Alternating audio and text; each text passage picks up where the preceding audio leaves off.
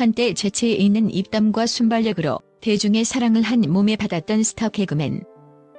그러나 불법 도박이라는 치명적인 늪에 빠져 한순간에 나락으로 떨어진 그가 이제는 음주운전이라는 돌이킬 수 없는 범죄로 대중 앞에 섰다. 개그맨 이진호. 인천에서 양평까지 무려 100km에 달하는 새벽에 건넌 질주. 그리고 그를 나락으로 밀어넣은 신고자가 다름 아닌 전 여자친구였다는 충격적인 사실까지. 화려한 스타의 삶이라는 가면 뒤에 철저히 감춰져 있던 그의 처참한 재산 실태와 거짓으로 쌓아올린 삶. 그 모든 진실을 낱낱이 파헤친다. 100km의 음주 질주, 무너진 삶의 민낯. 사건은 한밤중의 악몽과도 같았다.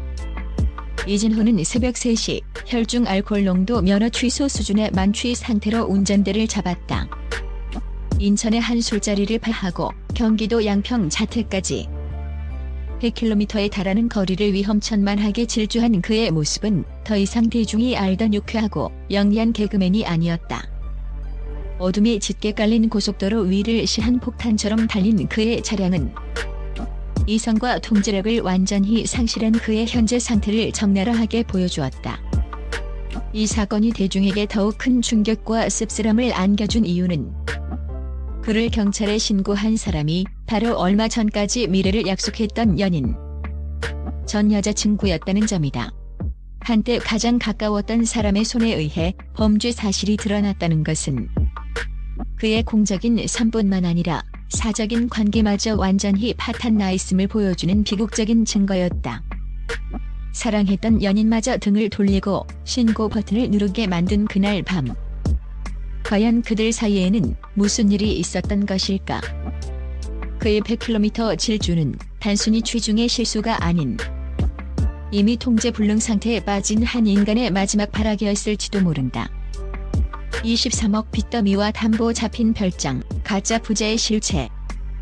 이진호는 불과 몇 년 전까지만 해도 대한민국 예능계의 블루칩으로 불렸다.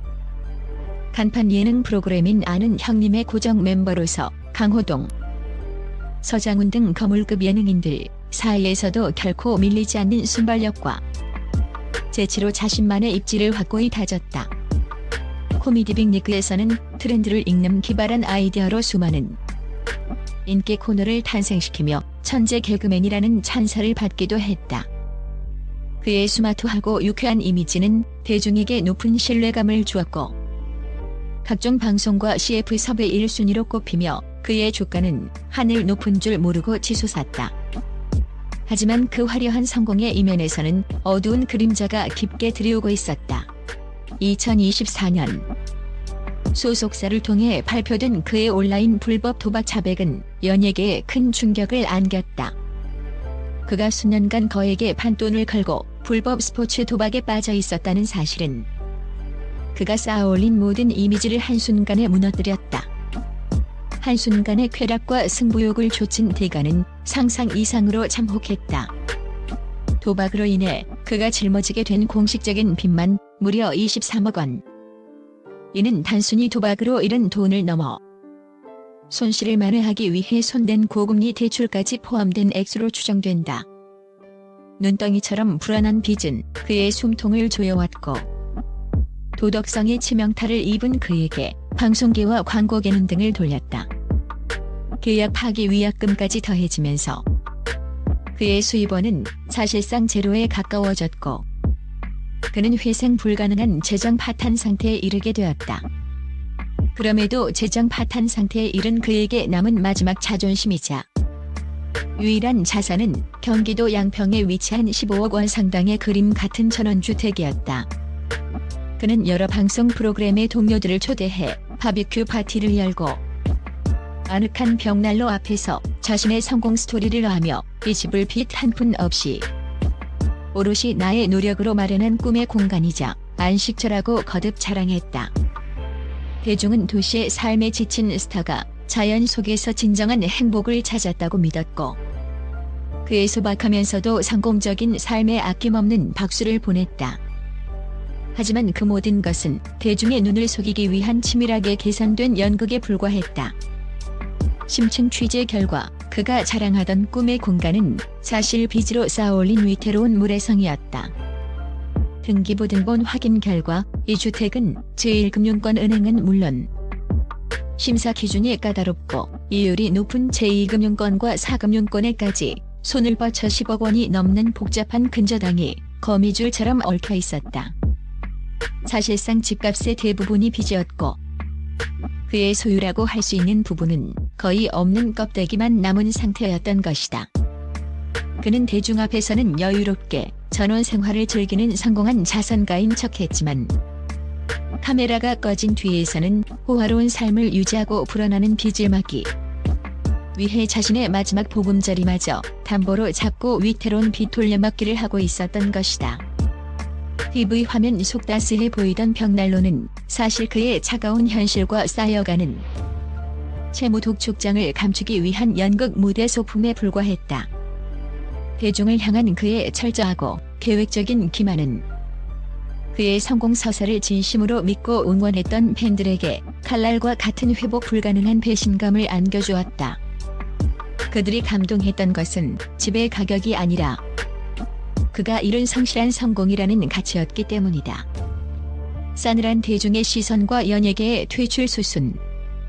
소속사인 SMCC는 공식 사과문을 발표하며 고개를 숙였지만 소속 연예인의 연이은 대형 사건 사고를 막지 못했다는 관리 부실 책임론에서 자유로울 수 없었다.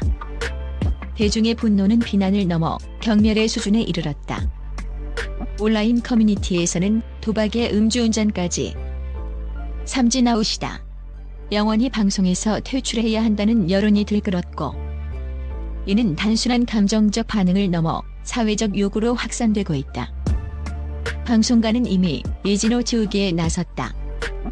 그가 출연하던 모든 프로그램은 그의 분량을 통편집하거나 VOD 서비스에서 삭제하는 등 발빠른 조치를 취했고 일부 프로그램은 방송 중단이라는 초유의 사태까지 맞았다. 광고계는 이미 그에게 등을 돌린 지 오래다.